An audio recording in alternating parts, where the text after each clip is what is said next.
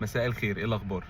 الفيديو ده انا عامله بحاول اكلم فيه الشباب الصغير اللي هو بقالوش سنه سنتين ثلاثه بيشتغل في برودكت مانجمنت، سي في ام، كوميرشال اكتيفيتيز، جروث تيمز، سكوادز بتاعت جروث، وات ايفر بقى الفانكشن، طالما بتتمحور حوالين ده، لان طبعا الاسامي بقت كتير قوي يعني. 4 نصايح من وجهة نظري الشخصية، وعمري في حياتي ما كنت مرتبهم كده، بس شفتهم في كورس زمان كده ولقيته مرتبهم لي. يعني انا كنت عارف ان انا محتاج اعمل ال4 حاجات دول، بس ما كنتش عارف ان هم 4 حاجات. نصيحة يعني. رقم 1، انت بتبقى عارف كل يوم ايه المشاكل اللي انت بتجري وراها. فدي علشان تعرف تجري وراها محتاج تبقى محضر لنفسك الريبورتس اللي بتقولك المشاكل دي بتتصلح ولا لا. كأنك بتفطر كل يوم.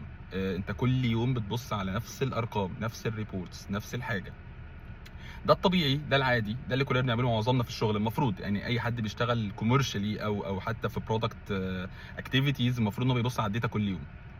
ولكن اللي مش إن كل الناس بتعمله، اللي هو مش ملاقيش ناس كتير بتعمله، او في ناس كتير حتى بتعترض عليه، هو انك محتاج، غير انك داخل تدور على مشكله محدده وتشوف ارقامها، محتاج تخش الداتا بفريش اي. يعني خلينا نقول لو انت هتشتغل اول ساعه ليك في اليوم بتبص على الارقام اللي انت عايزها، فخليك محضر ريبورتس تبص فيها على ارقام انت مش عارف اذا كنت عايزها ولا لا.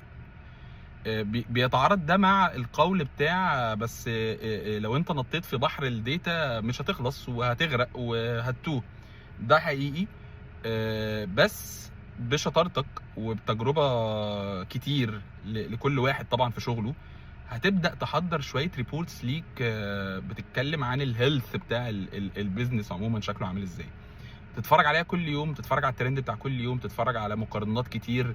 ساعة في اليوم تبقى بتاخد العين بتاعت انك داخل الداتا انت مش عارف انت عايز منها ايه، بس داخل يمكن تلاقي قصة انترستنج، يمكن تلاقي بدايات خازوق بيتكون هيضرب قدام، يمكن تلاقي معلومة كانت فايتاكو.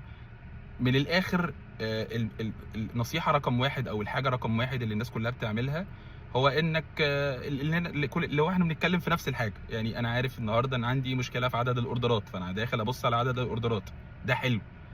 او انا عارف ان عندي مشكله في الافريج اوردر فاليو، فانا داخل ابص على الافريج اوردر فاليو، ده جميل. بس ماذا لو طلعت المشكله في ايام معينه في الاسبوع؟ ماذا لو طلعت المشكله في نوعيه ناس معينه؟ لو انت شلتهم من الداتا تلاقي الارقام ماشيه كويس، ضفتهم للداتا تلاقي الارقام ما بقتش ماشيه كويس. ده انت مش هتعرفه لو انت داخل بيسموها ايه، لو انت داخل بايست كده، انت داخل انت عارف بتدور على ايه. لا، في فتره لازم تبص على الداتا وانت مش عارف انت بتدور على ايه.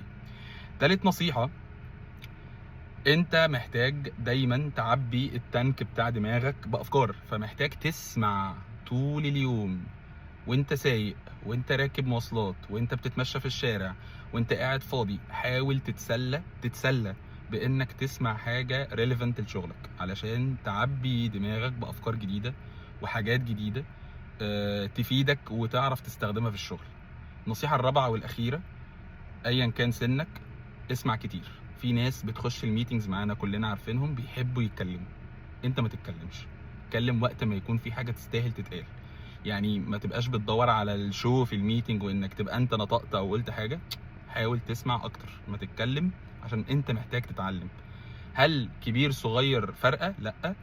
الصغير والكبير قبليه والله محتاج يسمع كتير، لانه احنا في اندستري او اندستريز البيس بتاعها بقى سريع قوي، وبالتالي دايما في حاجه انت محتاجها وفي حاجه انت دايما محتاج تتعلمها. فاسمع اكتر ما تتكلم. بس كده، شكرا.